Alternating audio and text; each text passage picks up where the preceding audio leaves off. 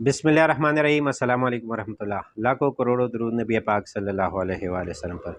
उम्मीद है दोस्तों आप सब खैरियत से होंगे। रैबिट वैली से मैं हूं मोहम्मद आसिफ खान, एक बार फिर आप लोगों की खिदमत में हाजिर हूं।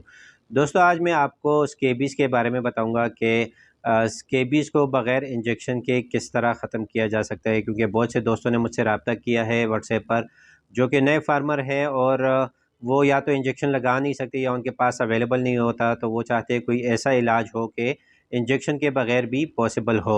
तो दोस्तों मैं आज आपको एक सिंपल सा फार्मूला बताऊंगा और जिस तरह जो तरीका मैं आपको बताऊंगा उस तरीके से आप इस्तेमाल करेंगे इंशाल्लाह बगैर इंजेक्शन के भी स्केबीज़ जो है वो ख़त्म हो जाएंगे। मगर ये याद रखिएगा कि हमेशा जब भी जो भी बीमारी होती है, अगर वो स्टार्टिंग में आप उसको डायग्नोज कर लें और उसका इलाज इनिशियली स्टार्ट कर लें तो वो बहुत जल्दी ठीक हो जाते हैं। जब बहुत ज़्यादा हो जाए तो फिर बहुत मुश्किल से ख़त्म होता है। सबसे पहले आपको ये मैं बता दूं कि ये स्केबीज़ आते किस वजह से।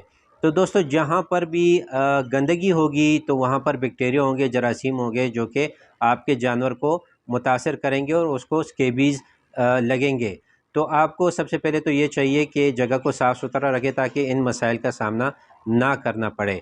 और आपको ये भी साथ साथ बताता चलूँ कि स्केबीज़ जब भी रेबिट्स पर आते हैं तो स्टार्टिंग पॉइंट जो इसके होते हैं वो या तो इसके पंजे होते हैं नाखूनों के साथ, आप देख सकते हैं तस्वीर में, और या नाक के ऊपर वाले हिस्से पर स्केबीज़ आ जाते हैं, ये खुश्की सी आ जाती है, और या कानों के ऊपर आ जाते हैं या कानों के अंदर से ये स्टार्ट होते हैं।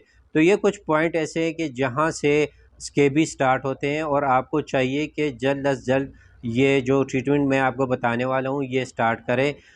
जितना भी ये ज़्यादा होगा उतना ज़्यादा टाइम लेगा और फिर बहुत मुश्किल हो जाती है, क्योंकि आप भी बार बार डेली इसका इलाज करते हैं तो आपके पास कभी टाइम होगा कभी नहीं होगा, तो बहुत मुश्किल हो जाती है। तो जो भी बीमारी हो आपसे यही गुजारिश है कि आप कोशिश करें कि स्टार्टिंग में ही इसका इलाज शुरू करें, ना कि आप कहें कि चलो 2-3 दिन बाद फिर देखेंगे, तो फिर उससे आपका रैबिट जो है वो ख़राब होगा और खुदा न खास्ता एक्सपायर हो जाएगा। अच्छा तो दोस्तों सिंपल सा फार्मूला है जो मैं अभी आपको बताने वाला हूँ, ये मैंने ख़ुद भी रैबिट पर आजमाया है और उस वक़्त आजमाया है जब मादा खरगोश प्रेग्नेंट थी और उसको हम इंजेक्शन नहीं लगा सकते थे। आपको बताता चलूँ कि जब भी मादा खरगोश प्रेग्नेंट हो तो उसको किसी भी किस्म का इंजेक्शन नहीं लगा सकते, क्योंकि प्रेगनेंसी जो है वो फिर ज़ाया होने का ख़तरा होता है। तो और आइवरमेक्टिन जो है ये और भी तेज़ दवाई है, इससे तो रैबिट काफ़ी स्ट्रेस में आ जाते हैं, तो प्रेगनेंसी में तो बिल्कुल ये नहीं लगाना चाहिए। तो उस टाइम पर मैंने ये फार्मूला तैयार किया और ये मैंने अप्लाई किया रैबिट पर, तो काफ़ी माशाल्लाह से अच्छे रिज़ल्ट मुझे मिले, तो सोचा आप लोगों के साथ शेयर कर लूँ। सबसे पहले दोस्तों आपके पास वेज़लिन होना चाहिए, वेज़लिन हो उसके साथ ग्लिसरीन होना चाहिए और सेकेट्रिन पाउडर होना चाहिए। पेंसिलिन पाउडर भी हो तो बेहतर है, नहीं तो सेकेट्रिन पाउडर हो। ये तीनों चीज़ें आप मिक्स कर लें, इसका पेस्ट बन जाएगा और ये आप किसी शीशी में डाल लें। और फिर रैबिट के जो भी मुतासरा जगह है आप कोशिश करें कि दिन में 2 से 3 मरतबा, ये लाजमी ये प्रैक्टिस आपने करनी है, 2 से 3 मरतबा लगाने हैं ताकि जो स्केबीज़ है या खुश्की इसके ऊपर है ये नरम हो जाए। 2 से 3 दिन में ये नरम हो जाएगी और ये खुश्की वहाँ से हट जाएगी, और नीचे जो भी ज़ख़म होगा तो वो भी इंशाल्लाह जो इसमें सेकेट्रिन पाउडर है उससे वो ज़ख़म भी भर जाएगा, इंशाल्लाह ठीक हो जाए। क्योंकि सेकेट्रिन पाउडर नॉर्मल भी जब आप लगाते हैं किसी ज़ख़म पर तो ज़ख़म काफ़ी जल्दी उससे ठीक हो जाता है। तो ये एक सिंपल सा फार्मूला है, ये आप अप्लाई करें, इंशाल्लाह इसके काफ़ी ज़बरदस्त नताइज है और आपके रैबिट जो है वो बग़ैर इंजेक्शन के ठीक हो जाएंगे। अगर किसी के पास ये नहीं और आपके पास घर में सरसों का तेल हो या कोकोनट ऑयल हो, कोपरे का तेल हो, तो आप उससे भी डेली 2 से 3 मरतबा दिन में मुतासरा जगह पर वो तेल लगाए।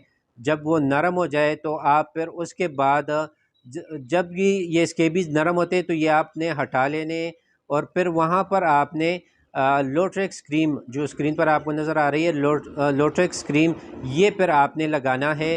तो इंशाल्लाह इससे भी काफ़ी जल्दी फिर रैबिट का जो स्केबीज़ है वो ख़त्म हो जाते हैं और जल्दी फिर नहीं आते।